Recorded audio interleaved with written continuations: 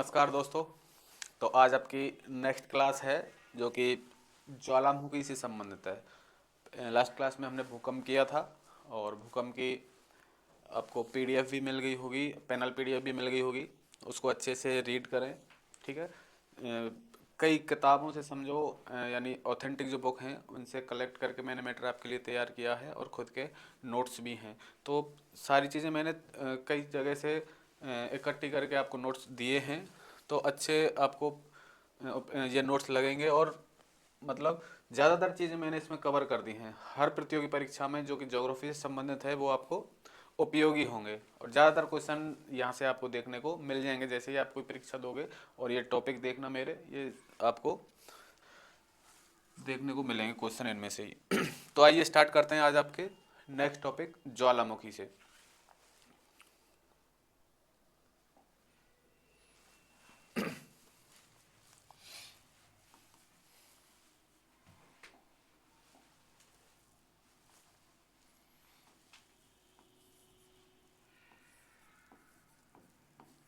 ज्वालामुखी, देखो ज्वालामुखी होता क्या है। जैसा कि आपको नाम से पता चल रहा है, ऐसी कोई स्थलाकृति, ठीक है, या ऐसी कोई क्रिया जिसके मुख से ज्वाला निकलती हो, ठीक है, जिसके मुख से ज्वाला निकलती हो वो कहलाता है ज्वालामुखी।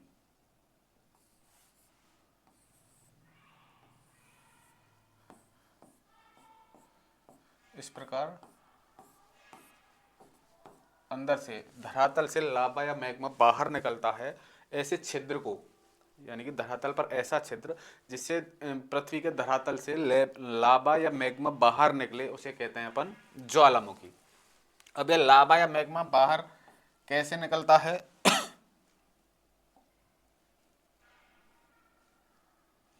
वो अपन बात करेंगे। ज्वालामुखी से क्या क्या चीजें बाहर निकलती हैं।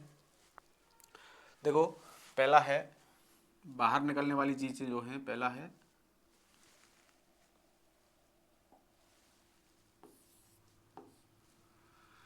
गैसें या जलवाष्प।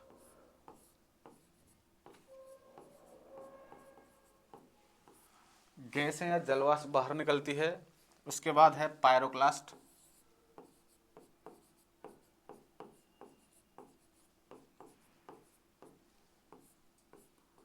ठीक है। उसके बाद है तीसरा लावा या मैग्मा। यानी कि ज्वालामुखी से बाहर निकलने वाली जो चीजें हैं उनमें पहला है गैसें या जलवाष्प, दूसरा है पायरोक्लास्ट, लावा या मैग्मा।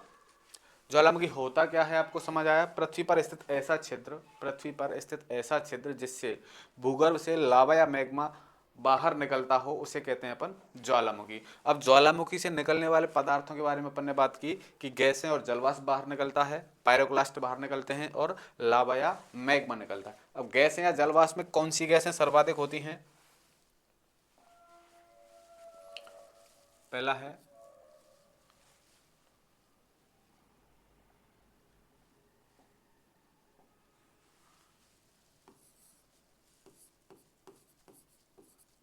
गैसें या जलवाष्प। देखो, सर्वाधिक जो होता है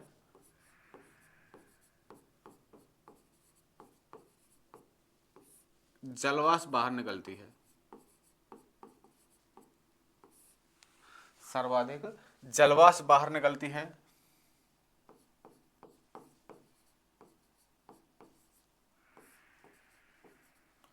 जो कि 60 से 80% तक होती है। लगभग 60 से 80% तक तो जलवाष्प ही बाहर निकलती है इससे, ठीक है। गैसों की यदि बात करें, गैसें इसमें है आपकी कार्बन डाइऑक्साइड है,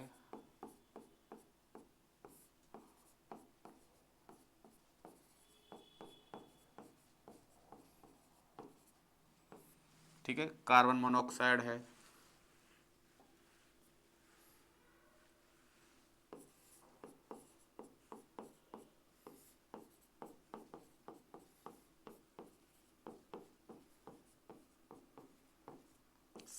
सल्फर डाइऑक्साइड है,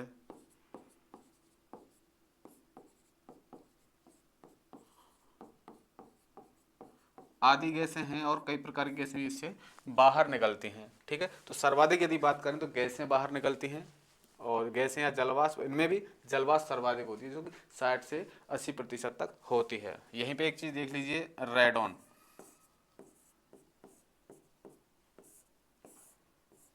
रेडॉन जो गैस है, देखो जब भूकंप आने की यदि आशंका होती है, या सॉरी ज्वालामुखी आने की आशंका होती है, ये ज्वालामुखी भूकंप से संबंधित है, शायद मैंने पिछली क्लास में नहीं बताया था, यहाँ बता देता हूँ।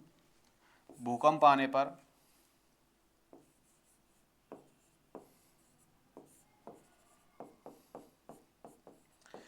पर प्रकृति में रेडॉन गैस की अधिकता होती है, रेडॉन गैस बढ़ जाती है।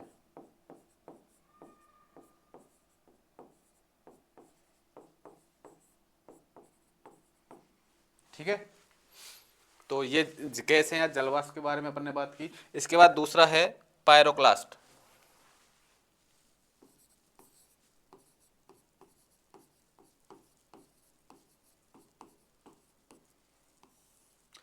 पायरोक्लास्ट से मतलब है कुछ कंकड़ पत्थर जो बाहर निकलते हैं लावा या मैग्मा के साथ, उनके आकार के आधार पर हमने इसको बांटा है। पायरोक्लास्ट को भी कई चीज़ों में या कई प्रकारों में बांटा है। तो इसमें लिख सकते हैं लावा के साथ बाहर निकलने वाले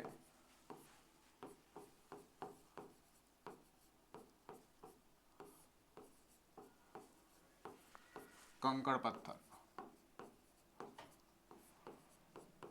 और इन कंकड़ पत्थरों को इनके आकार के आधार पर अलग अलग हमने नाम दिए हैं। जैसे पहला है लेपली, पहला है बम, ऐसे लिखो बम। ये सबसे बड़े पत्थर होते हैं, बड़े बड़े पत्थर।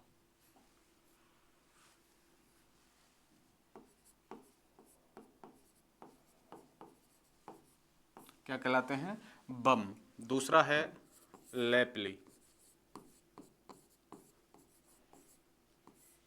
ये लेपली क्या होता है? छोटे मटर के आकार के, छोटे मटर के आकार के जो पत्थर होते हैं, मटर के आकार के पत्थर क्या कहलाते हैं? आपके लेपली। इसके बाद होता है स्कोशिया।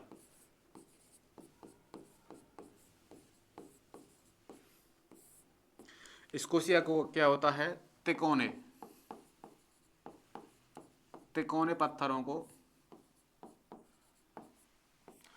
तिकोने जो पत्थर होते हैं उनको कहते हैं अपन स्कोशिया। इसके बाद है प्यूमिस। इसके साथ कुछ झाग या राख टाइप निकलता है, झाग या राख के जम जाने पर उसे प्यूमिस कहते हैं।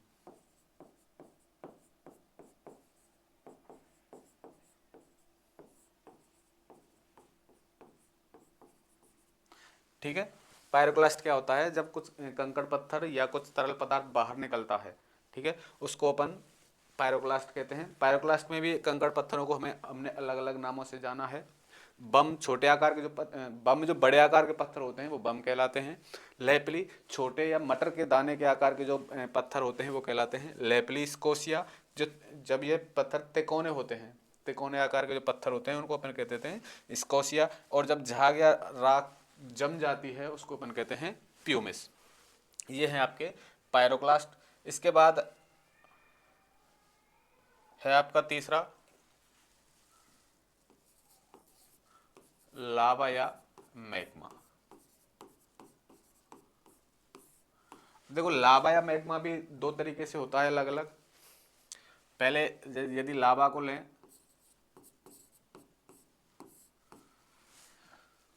एक तरल पदार्थ होता है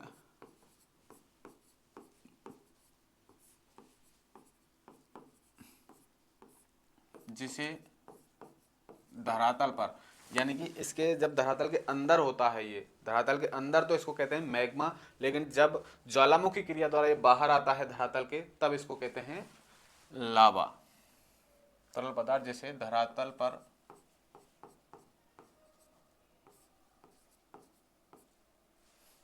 ऐसे लिखो, पदार्थ जो ज्वालामुखी क्रिया द्वारा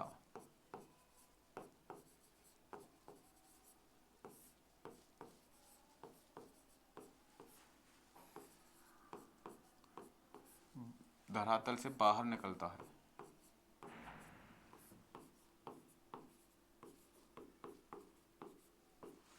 बाहर निकलता है,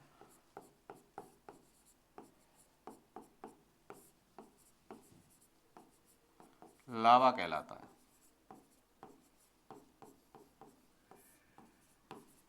ठीक है, यानी कि जब धरातल पे बाहर आता है लावा निकलकर या मैग्मा। अब है मैग्मा, इसमें है धरातल के अंदर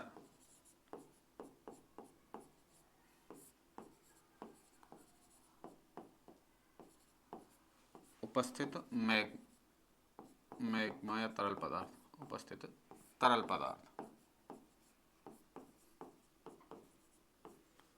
मैग्मा कहलाता है।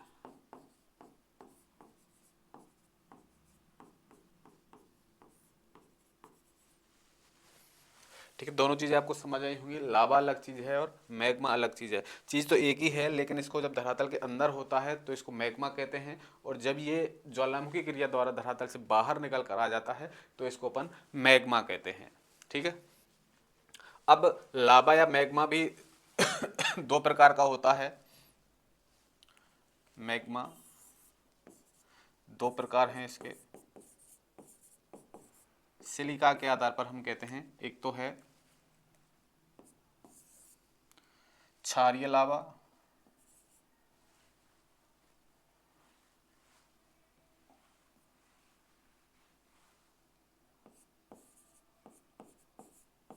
क्षारीय लावा,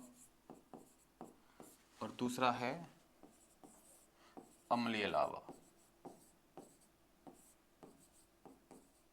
ये सिलिका के आधार पर होते हैं, सिलिका के आधार पर ये होते हैं। क्षारीय लावा में देखो, सिलिका की मात्रा कम होती है और यहाँ सिलिका की मात्रा अधिक होती है।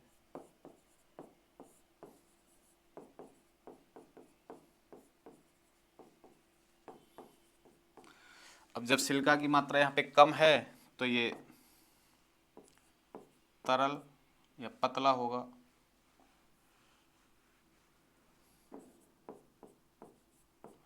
और ये आपका गाढ़ा या चिपचिपा होता है, गाढ़ा या चिपचिपा होता है। ये आपका हल्का होगा, सॉरी भारी होगा,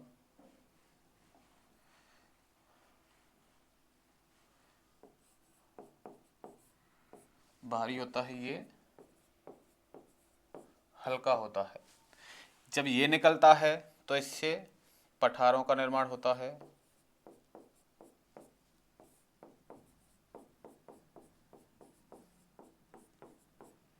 और जब ये अम्लीय लावा निकलता है तो इससे पर्वतों का निर्माण होता है।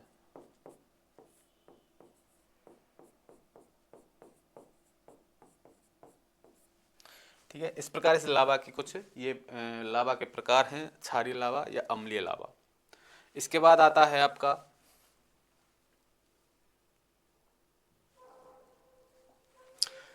ज्वालामुखी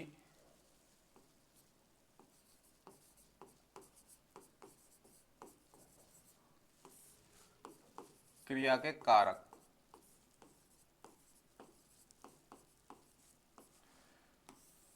यानी कि ज्वालामुखी जो उत्पन्न होते हैं या ज्वालामुखी प्रस्फोट होता है उसके प्रमुख कारक क्या क्या हैं। ज्वालामुखी प्रक्रिया के प्रमुख कारक हैं, पहला है भूगर्भीय असंतुलन।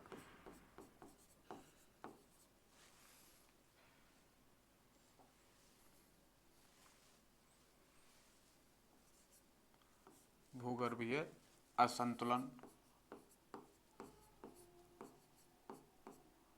ठीक है। भूगर्भीय असंतुलन के कारण भी ज्वालामुखी उत्पन्न होते हैं। अगला है भूगर्भ में गैसों का फैलाव। भूगर्भ में गैसों का फैलाव,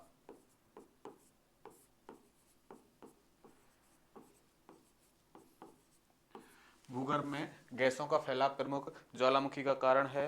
और भूगर्भ में तापमान की वृद्धि,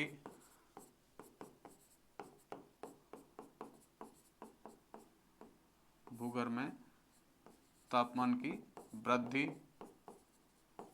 और अगला है प्लेट विवर्तनिकी।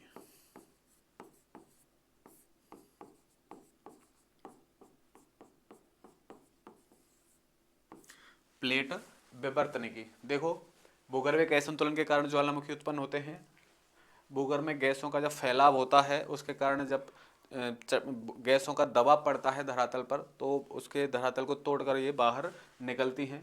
भूगर्भ में तापमान में जब वृद्धि हो जाती है रेडियो एक्टिव पदार्थों के द्वारा, रेडियो एक्टिव पदार्थों के विखंडन से तापमान उत्पन्न होता है और उस तापमान में तापमान उत्पन्न होने के कारण तापमान में वृद्धि होती है भूगर्भ में। प्लेट विवर्तनिकी, जब प्लेटें आपस में संचलन करती हैं या गतियाँ करती हैं, प्लेटों की गतियों के बारे में मैंने आपको बताया है। प्लेटें 3 प्रकार की गतियाँ करती हैं, अपसारी गति, अभिसारी गति और रक्षित गति। इन गतियों के कारण भी ज्वालामुखी उत्पन्न होते हैं। ये थे ज्वालामुखी के प्रमुख कारक। अब बात करते हैं ज्वालामुखी के प्रकारों की।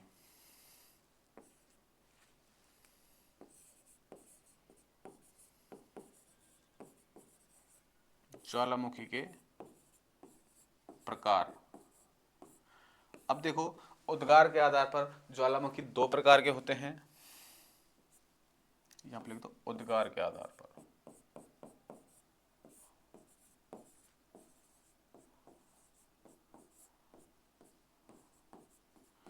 पहला है केंद्रीय उद्गार वाले ज्वालामुखी,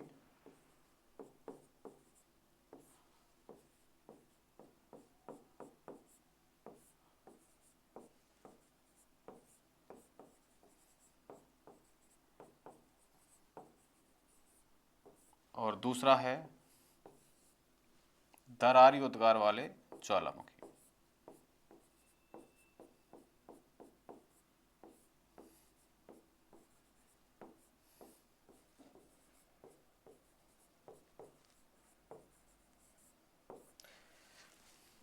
दो प्रकार के ज्वालामुखी हैं उद्गार के आधार पर।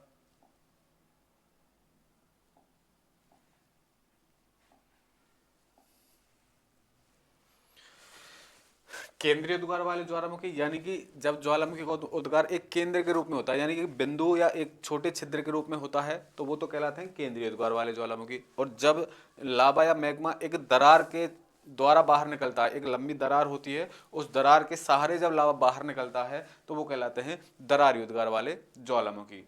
आइए एक एक करके इनको देखते हैं। पहला है केंद्रीय उद्गार वाले ज्वालामुखी।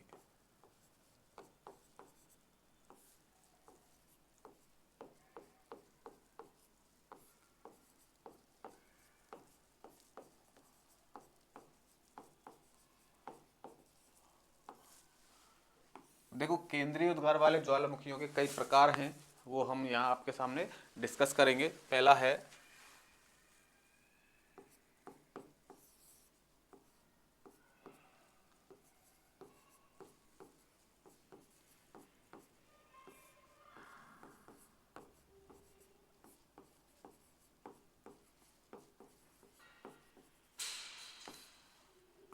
हवाईयन तुल्य ज्वालामुखी। देखो इस प्रकार के ज्वालामुखी में क्या होता है, ज्वालामुखी उद्गार मंद गति से होता है, यानी कि इसकी तीव्रता कम होती है।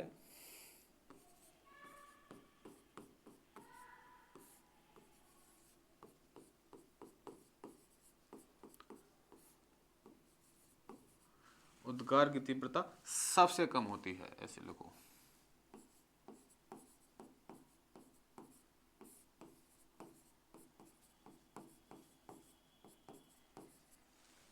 इससे जो लावा बाहर निकलता है, एक लावा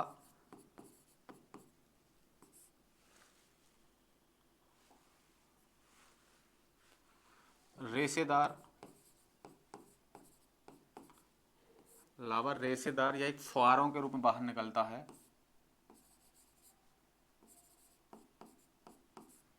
फुहारों के रूप में बाहर निकलता है। हवाई द्वीप के लोग इसे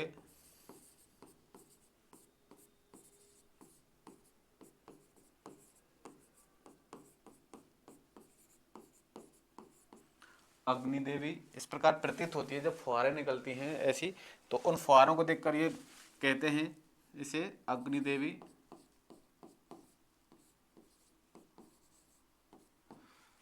पीली केश राशि। पीली केश राशि, इसको अग्निदेवी कहते हैं। पीली केश राशि यानी कि ऐसी देवी के पीले बालों की तरह ये लगते हैं, इसलिए इनको पीली केश राशि भी ये कहते हैं। ये इसके उपनाम है। ये हमें हवाई द्वीप के आसपास देखने को मिलते हैं। हवाई द्वीप के आसपास देखने को मिलते हैं, इसीलिए इनका नाम रखा गया है हवाई तुल्य ज्वालामुखी। और इस प्रकार के ज्वालामुखी में जो विस्फोट की तीव्रता होती है वो सबसे कम होती है। लावा एक रेशेदार या फुहारों के रूप में बाहर निकलता है और हवाई द्वीप के लोग इसे अग्निदेवी, पीली केश राशि आदि आदि नामों से जानते हैं। ठीक है, अब इसके बाद आता है आपका दूसरा है स्ट्राम्बोली तुल्य।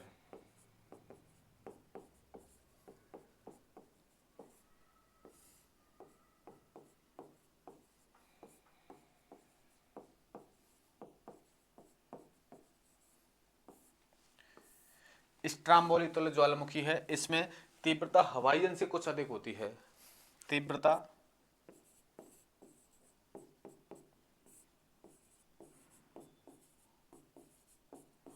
हवाईयन तुल्य से अधिक होती है।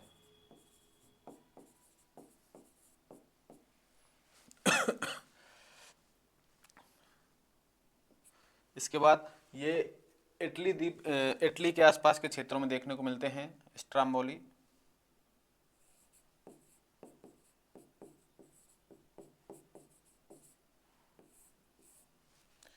स्ट्राम्बोली भूमध्य सागर का प्रकाश स्तंभ कहलाता है।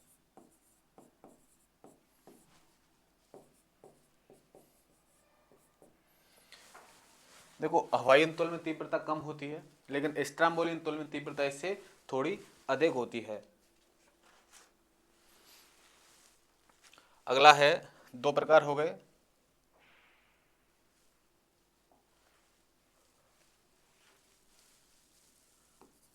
तीसरा है वल्केरियन तुल्य।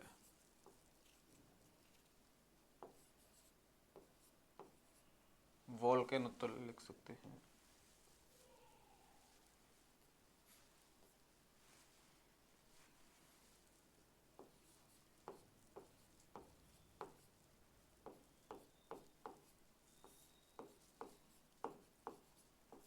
ज्वालामुखी,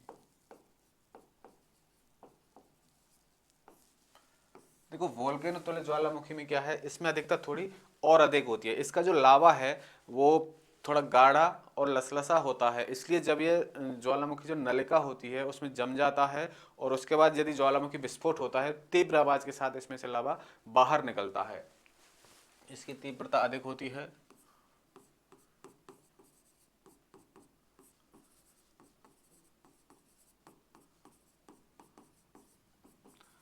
और तीव्रता अधिक क्यों होती है वो मैंने आपको बताया क्योंकि इसका जो लावा है वो थोड़ा गाढ़ा होता है और चिपचिपाया लसलसा होता है, और जब ये इसकी नलिका में जम जाता है, ज्वालामुखी नलिका में, और इस नलिका में जमने के बाद जब ज्वालामुखी क्रिया होती है तो ये तीव्र आवाज के साथ बाहर लावा निकलता है। और इसमें से जब ये बाहर निकलता है तो ऐसे फूल गोभी के समान महसूस होता है।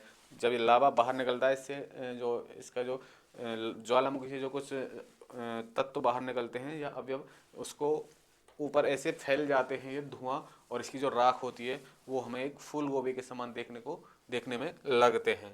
तो इसको फूल गोभी तुल्य ज्वालामुखी भी कहते हैं। इसके बाद है आपका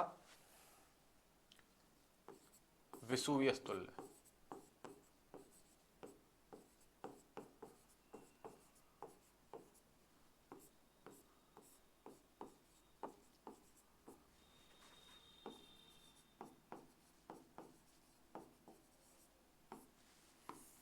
अगला है वेसुवियस तुल्य ज्वालामुखी। इसमें भयंकर विस्फोट होता है, भयंकर विस्फोट के साथ ये होते हैं ज्वालामुखी। इसमें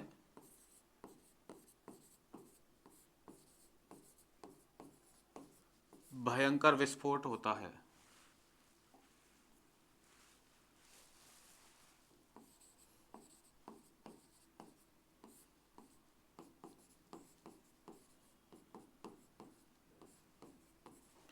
इन देखो वेसुवियस तुल्य जो ज्वालामुखी हैं, इनकी सबसे पहले अध्ययन, इनका सबसे पहले अध्ययन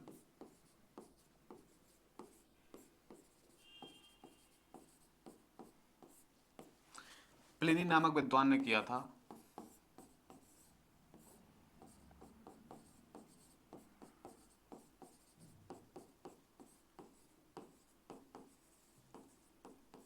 किसने? प्लिनी नामक विद्वान ने किया था, इसलिए इनको प्लिनी तुल्य ज्वालामुखी भी कहते हैं। इनको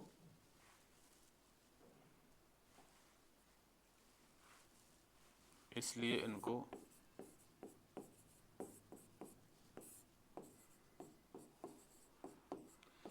प्लिनी तुल्य ज्वालामुखी भी कहते हैं।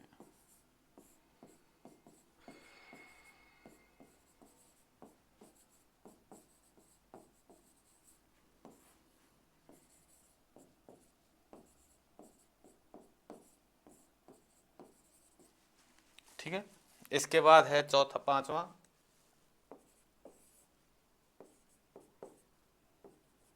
पीलियन तुल्य ज्वालामुखी।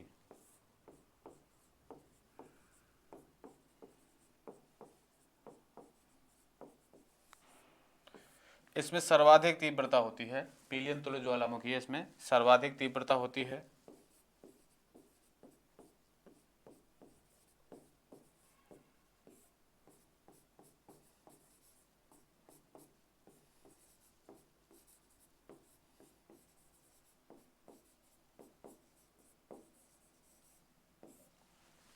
ठीक है, इस प्रकार से उद्गार की तीव्रता के आधार पर हमने ज्वालामुखियों के प्रकार पढ़े। वो थे पांच प्रकार की ज्वालामुखी। पहला था हवाईयन त्वल ज्वालामुखी, जो कि सबसे कम तीव्रता थी उसकी।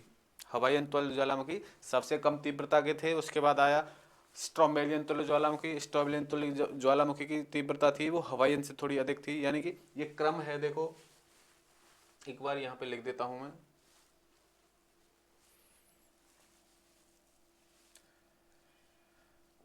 पहला है हवाईयन तुल्य, हवाईयन ज्वालामुखी लिख लो। उसके बाद है दूसरा स्ट्रोम्बोली तुल्य,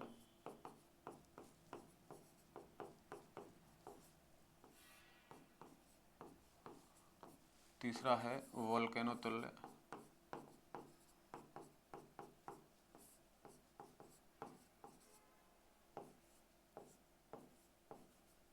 ठीक है, चौथा है वेसुवियस तुल्य,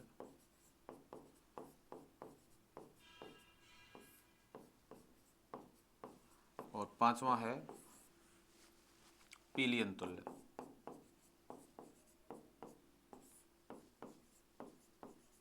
इस प्रकार जो ज्वालामुखी हैं इस उद्गार के आधार पर हैं। पहला है हवाई तुल्य, ये एक क्रम है उद्गार के आधार पर, ये एक क्रम है उद्गार के अनुसार।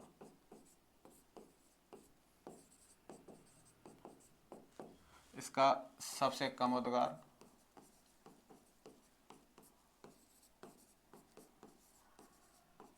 यानी कि हवाईयन तुल्य जो है सबसे कम तीव्रता से उद्गार है, और जबकि पीलियन तुल्य की बात करें सर्वाधिक तीव्रता से इसका उद्गार है।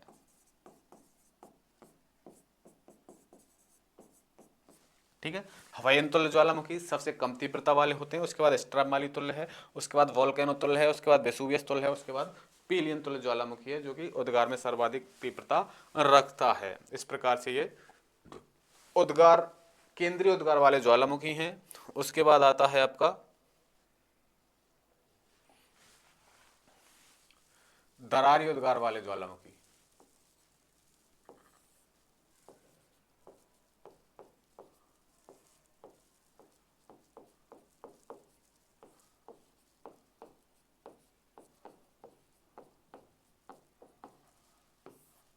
ठीक है, दो प्रकार के ज्वालामुखी उद्गार के आधार पर देखे हमने। केंद्रीय उद्गार वाले ज्वालामुखी जो होते हैं वो ऐसे होते हैं जो किसी एक फिक्स केंद्र से या एक बिंदु से उनका लावा बाहर निकलता है। लेकिन दरारी उद्गार वाले ज्वालामुखी ऐसे होते हैं जिनसे एक दरार के रूप में, जिसमें एक दरार से लावा बाहर निकलता है, वो कहलाते हैं दरारी उद्गार वाले ज्वालामुखी। इनमें लावा एक दरार के सहारे बाहर निकलता है।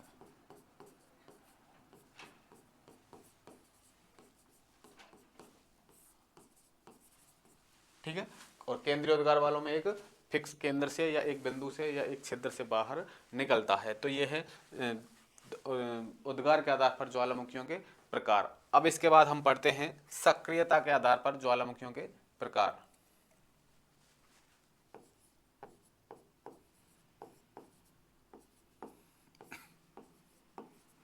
सक्रियता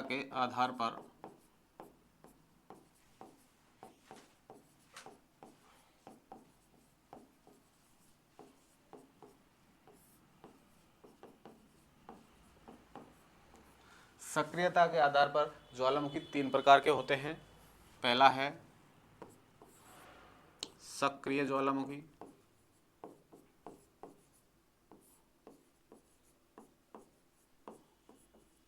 दूसरा है प्रसुप्त ज्वालामुखी,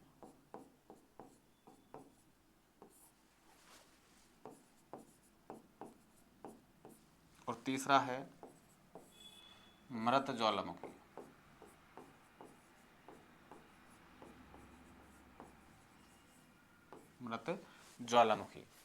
देखो, सक्रिय ज्वालामुखी वो होते हैं जिनसे मैग्मा हमेशा बाहर निकलता रहता है, हमेशा सक्रिय रहते हैं, हमेशा सक्रिय या मैग्मा बाहर निकलता रहता है।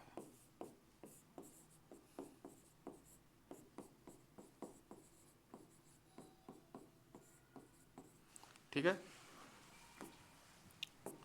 उसके बाद प्रसुप्त ज्वालामुखी वो होते हैं जिनसे पहले कभी विस्फोट हुआ हो और आगे विस्फोट होने की संभावना है। ठीक है, यानी लंबे समय बाद उद्गार होता है। इसमें लिखो लंबे समय बाद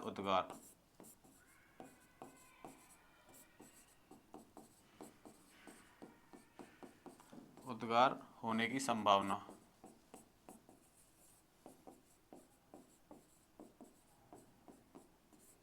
ठीक है, और मृत ज्वालामुखी वो हैं कभी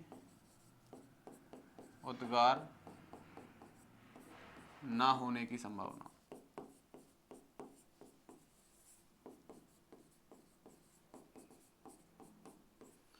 ठीक है, इस प्रकार से तीन प्रकार के ज्वालामुखी होते हैं। सक्रिय ज्वालामुखी जिनसे हमेशा लावा बाहर निकलता रहता है वो कहलाते हैं सक्रिय ज्वालामुखी। सक्रिय ज्वालामुखी में यदि आप उदाहरण देखते हैं, एग्जाम्पल, तो इसमें है एटना ज्वालामुखी, ठीक है, स्ट्राम्बोली है,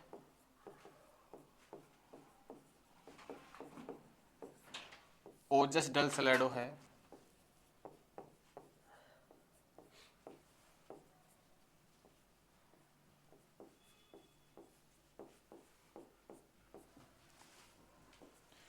कोटोपैक्सी है,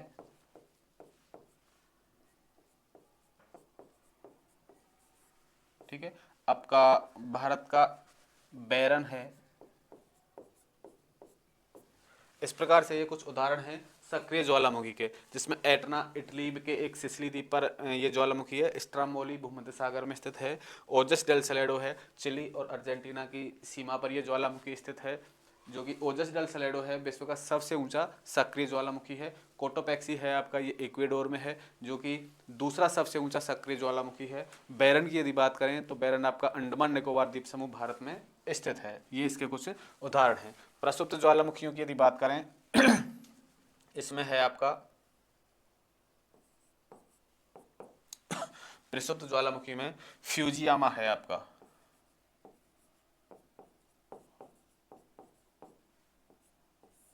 वेसुवियस है,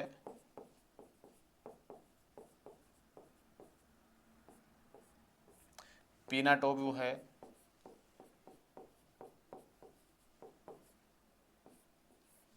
आपके भारत का नारकोंडम है,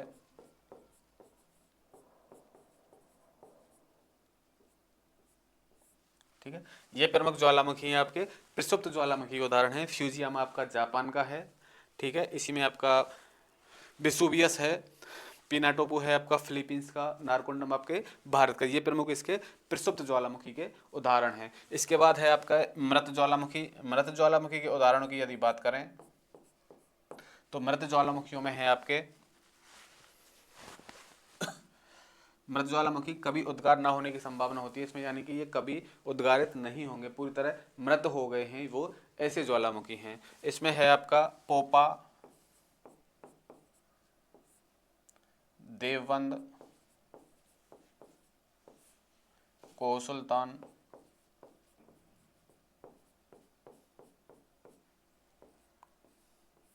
किलिमंजारो,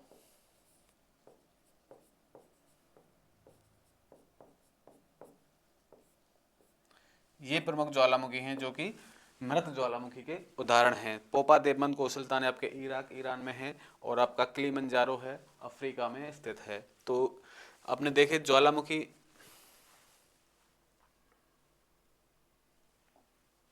सक्रिय ज्वालामुखी, प्रसुप्त ज्वालामुखी और मृत ज्वालामुखी, ये आपके सक्रियता के आधार पर ज्वालामुखियों के प्रकार हैं। जिसमें सक्रिय ज्वालामुखी वो होते हैं जिसमें हमेशा सक्रिय रहते हैं, हमेशा उद्गार होता रहता है, लावा हमेशा बाहर निकलता रहता है। उसके कुछ उदाहरण हमने देखे, एटना, स्ट्रामोली, ओजस डेल सलेडो, कोटोपैक्सी और बैरन।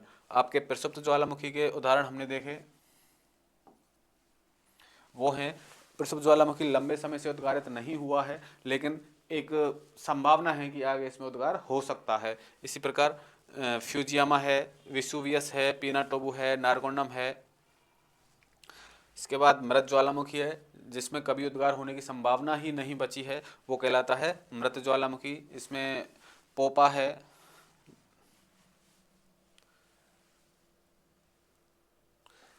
है, देवबंद है, कोसुल्तान है, किलिमंजारो है। तो ये है आपके सक्रियता के आधार पर ज्वालामुखियों के प्रकार। अब बात करते हैं ज्वालामुखियों द्वारा निर्मित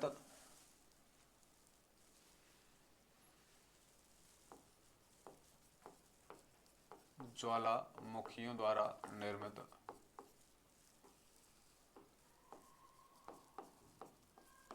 स्थलाकृतियां,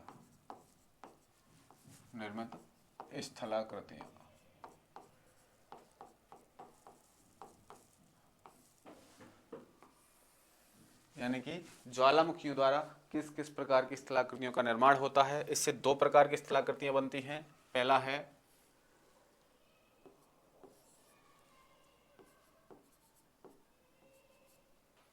स्थल के आंतरिक भाग में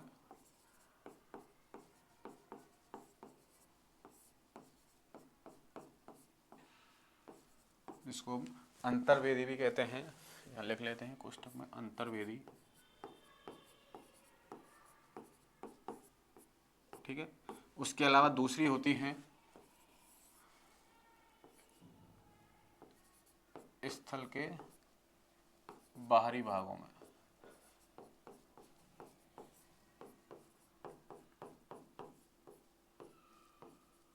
ये होता है बहिर्वेदी।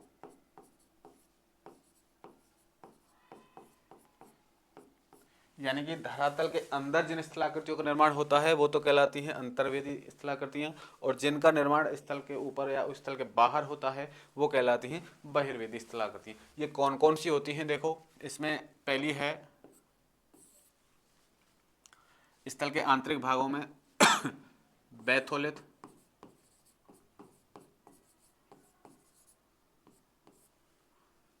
दूसरी है फैकोलिथ,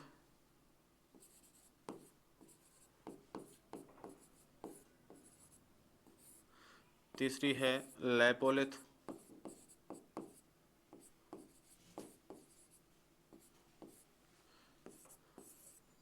सील है, सील या सीट,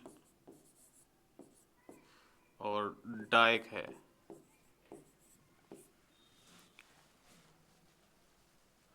और स्थल भाग के बाहरी भागों में कुछ स्थलाकृतियां बनती हैं, उनमें पहला है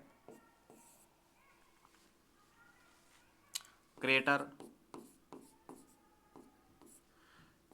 कार्डेरा,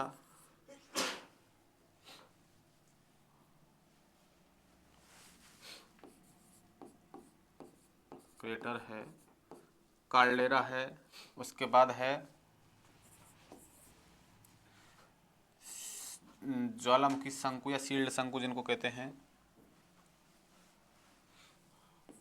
ज्वालामुखी शंकु।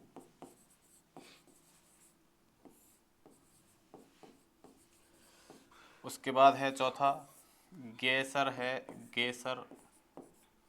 पांचवा है धुआरे।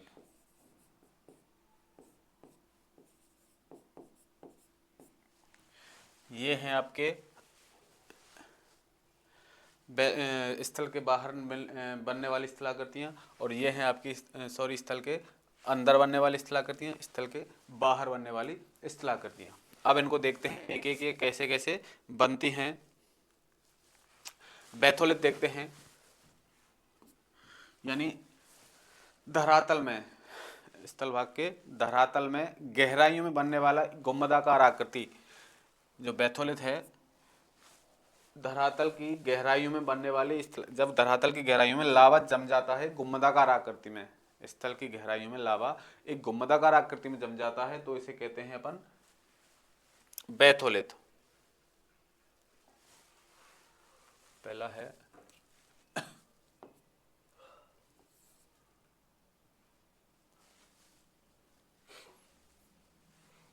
ऐसे देखते हैं, जैसे ये आपका धरातल है और धरातल के नीचे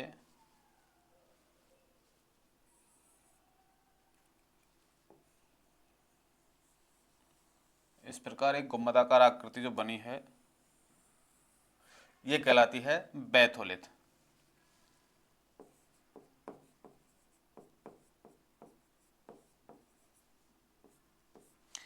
यानी धरातल के नीचे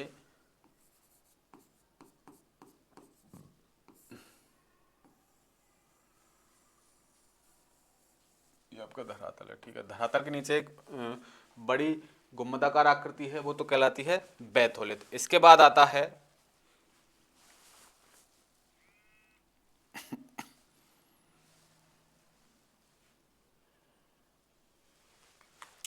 लो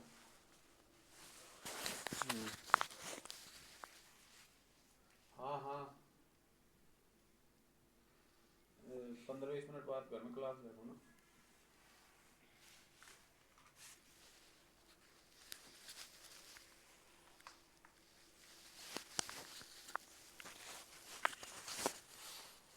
तो धरातल के नीचे ये बड़ी गुंबदाकार आकृति कहलाती है बैथोलिथ। इसके बाद आता है जैसे ये आपका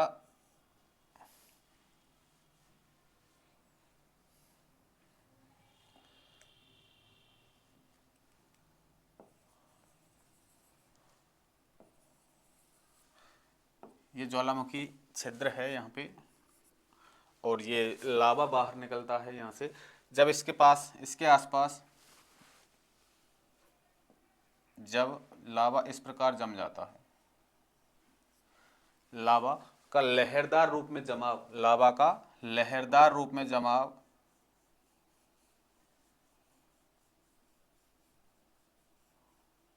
ये कहलाता है फैकोलिथ।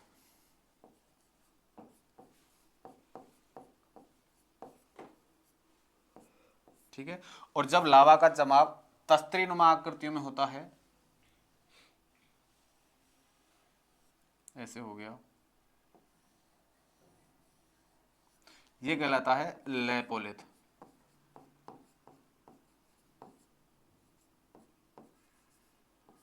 ठीक है। लावा का लहरदार जमाव कहलाएगा फेकोलिथ, और लावा का तस्तरी नुमा जमाव कहलाएगा लेपोलिथ। जब लावा का जमाव इस क्षैतिज रूप में होता है, क्षैतिज जमाव लावा का क्या कहलाता है? सिल, सिल या सीट, सिल कहलाता है, और सिल का छोटा रूप कहलाता है सीट। इसके बाद जब लावा का ऊर्ध्वाधर जमाव हो जाता है इस प्रकार,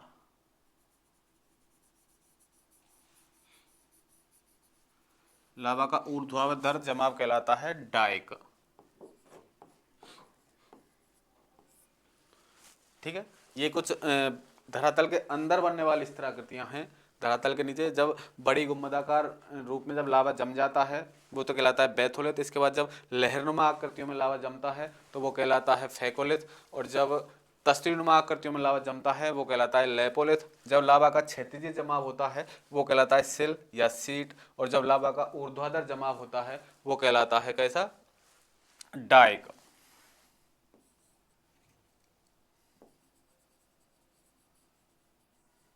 ये हैं धरातल के अंदर बनने वाली स्थलाकृतियां जो कि ज्वालामुखी द्वारा इनका निर्माण होता है। इसके बाद है बाहर बनने वाली स्थलाकृतियां। बाहर हमने देखा था क्रेटर, जैसे ये आपका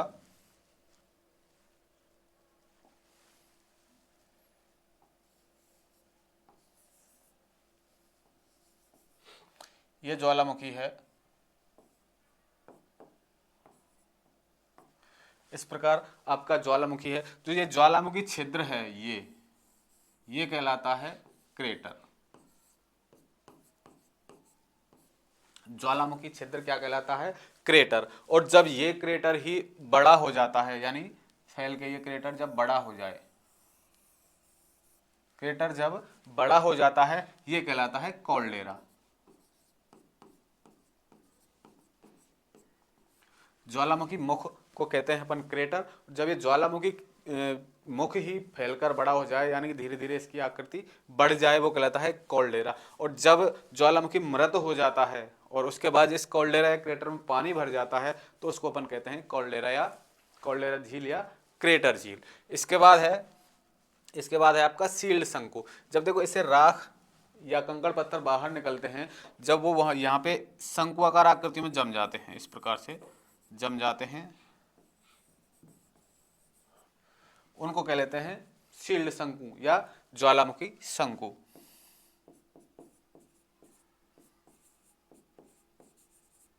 शील्ड शंकु या ज्वालामुखी शंकु। और जब इस क्रेटर में छोटे छोटे, यहाँ पे क्रेटर बन गया, यहाँ पे क्रेटर बन गया, यहाँ पे क्रेटर बन गया, इसको अपन कह लेते हैं घोंसलादार क्रेटर। यानी कि कई क्रेटर जब बन जाते हैं ज्वालामुखी क्रिया में वो कहलाते हैं ज्वालामुखी क्रेटर या घोंसलेदार क्रेटर। इसके बाद था गैसर या धुआंरे। यहीं पे देख लेते हैं गैसर।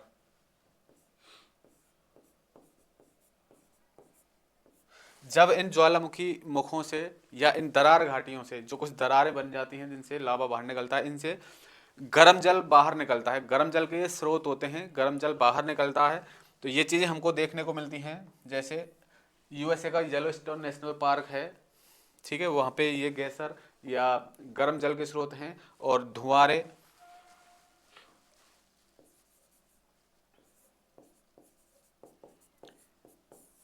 इनसे धुआं या राख या गुब्बार धुएं के एक साथ निकलते रहते हैं, वो कहलाते हैं आपके धुआंरे। और जिनसे जो गैसर हैं या गीजर इनको कहते हैं, इनको गर्म जल के स्रोत कहते हैं। ये यहाँ से इससे गर्म जल बाहर निकलता रहता है। तो गैसर या धुआंरों की यदि बात करें तो येलोस्टोन नेशनल पार्क यूएसए के पास धुआंरों की घाटी है, जहाँ पे सहस्त्र धुआंरों की घाटी भी कहते हैं। तो ये कुछ थे स्थल भाग के ऊपर बनने वाली स्थलाकृतियां, और ये थे स्थल भाग के बाहर बनने वाली कुछ स्थलाकृतियां। अब बात करते हैं, ये धरातल के बाहर हैं, धरातल के अंदर, और ये हैं धरातल के बाहर।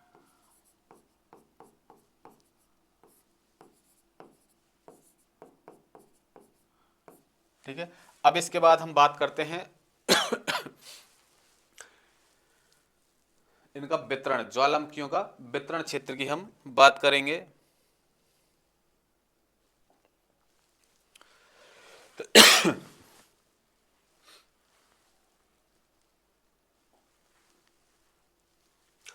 ज्वालामुखियों के वितरण क्षेत्र में हम 3 क्षेत्र पढ़ते हैं। ठीक है, एक सेकंड, वो क्षेत्र आपको एक बार बता देता हूं। ज्वालामुखी वितरण क्षेत्र,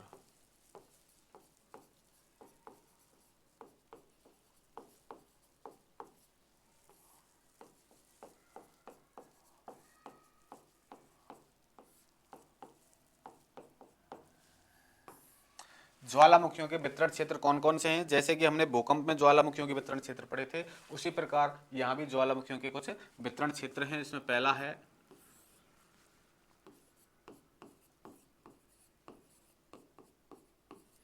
परिप्रशांत महासागरीय पेटी।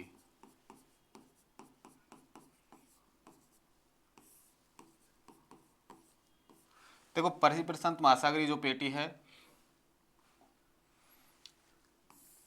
ये प्रशांत महासागर के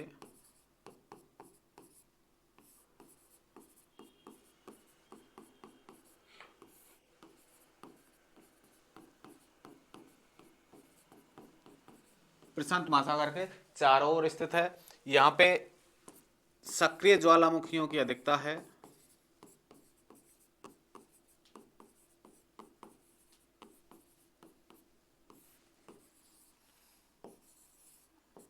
अधिकता है के कारण, ऐसे लिखो, ज्वालामुखी अधिकता के कारण इसे रिंग ऑफ फायर कहते हैं। कारण रिंग ऑफ फायर कहलाती है, रिंग ऑफ फायर। यानी कि प्रशांत महासागर के चारों ओर एक रिंग है, यानी एक वलय हमको देखने को मिलती है, एक क्षेत्र देखने को मिलता है प्रशांत महासागर के चारों ओर किनारों पर, जहां पे ज्वालामुखियों की अधिकता है, इसलिए उसे रिंग ऑफ फायर भी अपन कहते हैं। यहाँ पर विश्व के 66% ज्वालामुखी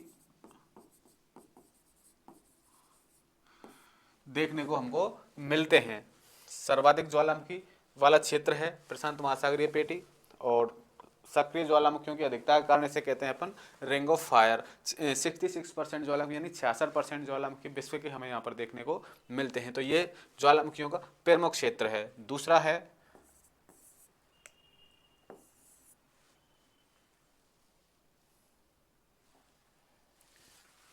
मध्य महाद्वीपीय पेटी।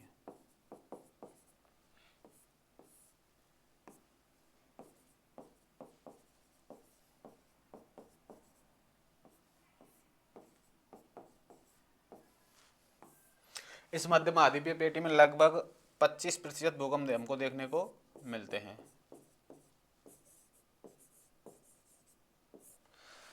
परिप्रशांत पेटी में कितने थे? 66% भूकंप, और मध्य महाद्वीपीय पेटी में कितने हैं? 25% भूकंप। तीसरी है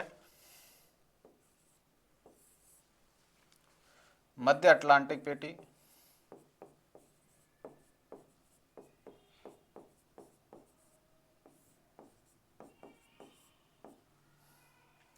मध्य अटलांटिक पेटी में भी लगभग 10% भूकंप हम लोग देखने को मिलते हैं। 10% भूकंप आते हैं किसमें?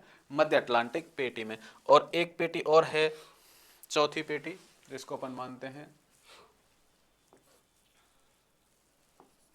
मध्य महाद्वीपीय पेटी। मध्य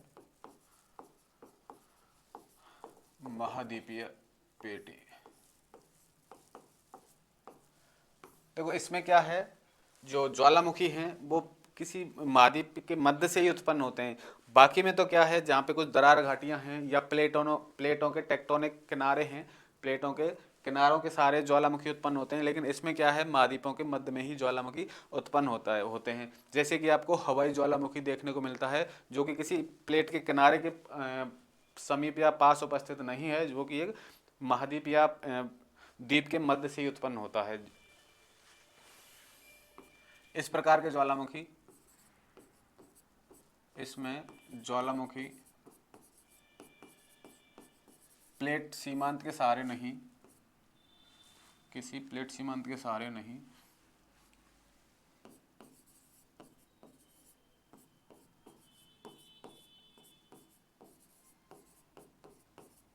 सीमांत के सहारे नहीं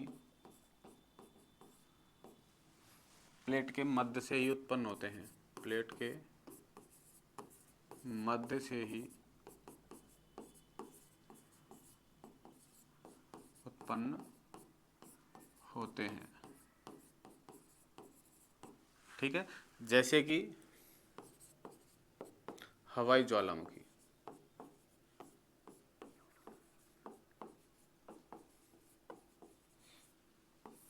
हवाई ज्वालामुखी। भारत के ज्वालामुखियों की यदि बात करें, यहीं पे एक बार देख लेते हैं।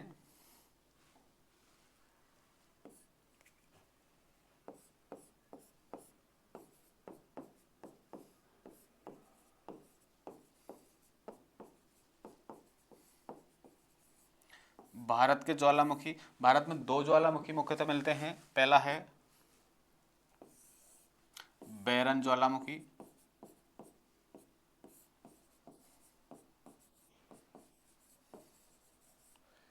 और दूसरा है नारकोंडम।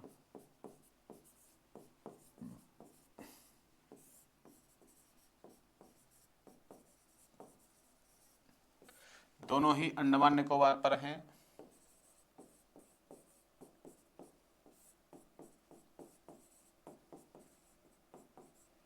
जिसमें बैरन ज्वालामुखी जो है ये एक सक्रिय ज्वालामुखी का उदाहरण है और नारकोंडम ज्वालामुखी जो है एक प्रसुप्त ज्वालामुखी का उदाहरण है। तो ये भारत का ज्वालामुखी से संबंधित पार्ट है। बाकी अब जो ज्वालामुखी क्षेत्र थे, अपने 4 प्रकार के क्षेत्र हमने पढ़े हैं, उन क्षेत्रों को देखते हैं। उनकी जो लोकेशन है वो मैं आपको एक बार डायग्राम के हिसाब से बता देता हूँ। ये आपका है बर्ड मैप। बर्ड मैप में हम देखेंगे पहले प्रशांत महासागरीय पेटी। प्रशांत महासागरीय पेटी की यदि बात करें तो ये आपका प्रशांत महासागरीय क्षेत्र है, थोड़ा इधर है और कुछ इस क्षेत्र में है।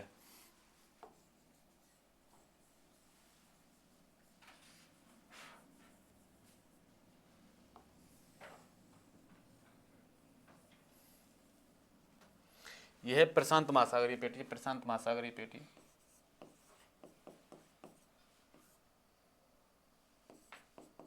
परिप्रशांत पेटी इधर भी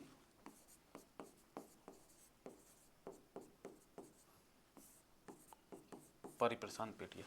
इस क्षेत्र में मैंने आपको बताया है ये प्लेटों के टेक्टोनिक किनारे हैं और प्लेटों के टेक्टोनिक किनारे होने के कारण यहाँ पे सर्वाधिक ज्वालामुखी देखने को मिलते हैं। वैसे के 66% ज्वालामुखी यहाँ पे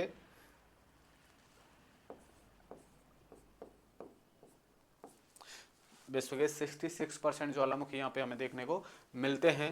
उसके बाद है आपकी मध्य महाद्वीपीय पेटी, जो कि यहाँ से स्टार्ट होती है भूमध्य सागर से और इधर अरब प्रायद्वीप, ईरान, इराक होते हुए भारत और म्यांमार होते हुए पहुँचती है आपके इंडोनेशिया, मलेशिया द्वीपों तक। ये है आपकी मध्य महाद्वीपीय पेटी।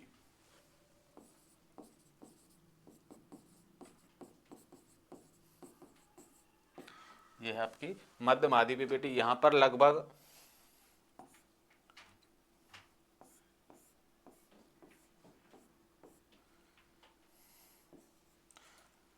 25% भूकंप ज्वालामुखी हमको देखने को मिलते हैं। इसके बाद है आपकी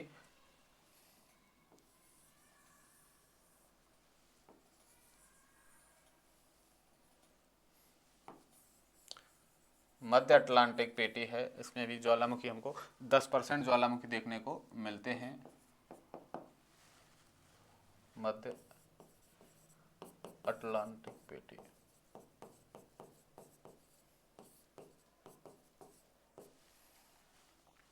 ठीक है, और चौथी थी आपकी मध्यम आधिपय पेटी जो कि किसी प्लेट सीमांत से संबंधित नहीं है, वो किसी प्लेट के मध्य से ही भूकंप हमें देखने को मिलते हैं, जो कि यदि गहराइयों से ज्वालामुखी विस्फोट होता है, जिसका सीधा संबंध लिथोस्फीयर से होता है। और जो ज्वालामुखी हैं आपके, वो लिथोस्फीयर यानी कि क्रस्ट और ऊपरी मेंटल में जो संबंधित स्थान है धरातल का या पृथ्वी का, वहाँ पे जो आपका लिक्विड फॉर्म में पदार्थ मिलता है यानी लावा वहाँ पे मिलता है। ऐसा माना गया है कि आपका जो लिथोस्फीयर है वो तरल अवस्था में है और वहीं से इस प्रकार के ज्वालामुखी देखने को मिलते हैं। तो ये थी आपकी ज्वालामुखी से संबंधित क्लास। ज्वालामुखी का ज़्यादातर चीज़ें मैंने आपको कवर करवाई हैं इसमें, ठीक है। और इसी के साथ साथ आपको इसके हैंड रिटन नोट्स भी प्रोवाइड करवा दिए जाएंगे, ठीक है, ज्वालामुखी के। और आगे की क्लासें आपको इसी तरह मिलती रहेंगी, तो थोड़ा सा सपोर्ट भी करें और वीडियो को शेयर भी करें, और हमारे नोट्स भी आपको जो उपलब्ध हो रहे हैं उनको पढ़ के और एक बार टेलीग्राम पर ही ज़रूर बताएं कि किस प्रकार के नोट्स हैं, आपको किस प्रकार के नोट्स लगे हैं। ज़्यादातर चीज़ें मैंने नोट्स में कवर कर दी हैं, जो कि आपको net JRF, RPSC assistant professor या RPSC फर्स्ट ग्रेड PGT जो भी परीक्षाएं आप ज्योग्राफी से संबंधित दोगे उसमें उससे बाहर कहीं नहीं जाएगा, ये मेरा मानना है, क्योंकि मैंने ज़्यादातर चीज़ें उसमें कवर कर दी हैं आपके नोट्सों में ही। तो ठीक है, मिलते हैं आपको अगली क्लास में, तब तक के लिए थैंक यू।